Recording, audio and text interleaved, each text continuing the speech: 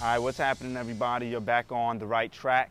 All right, we are at one of my favorite numbers, episode number 7. For those of you who've been rocking out with us, I appreciate you guys.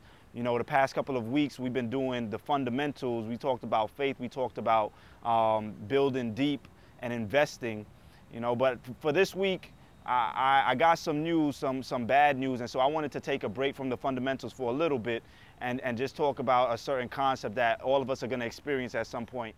Somebody that I know, somebody that I was just playing football, you know, a little while ago with, turns out that they were in a car accident a few days ago and they're paralyzed from the waist down.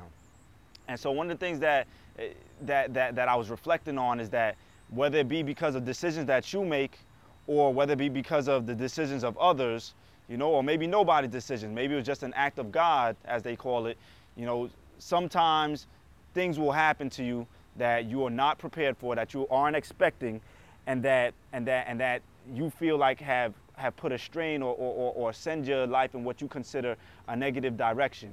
One of the things I want you to know is that I identify with you, all right? You know, I've been through some bad things myself. You know, I've gotten fired before. You know, I've been through a divorce. You know, I've been through I got kicked out of law school, you know. These are certain events that happened to me that I wasn't necessarily prepared for or expecting in life. And some of you, there's some of you who maybe you don't live with your parents, or that maybe some of you, you know, are growing up in circumstances that you're not really fond of. You know, maybe some of you just can't seem to get the grades that you want in school. Maybe some of you, your parents are no longer amongst the living, right? Some of you, maybe you might be listening to this and you might be homeless. Maybe one of you has a handicap, you know, that you weren't necessarily born with, and now all of a sudden you have a handicap, right?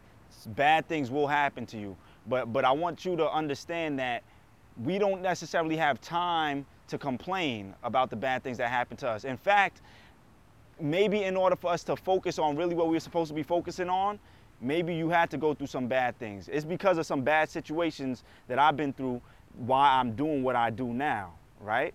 And so what I want you to start doing is taking the bad situation and changing your perspective on it. And I want to just paint a picture for you using the story of a seed. And when you understand a seed is something that it doesn't even seem to make sense. You have to bury it underneath dirt in order for it to plant, in order for it to grow into a plant.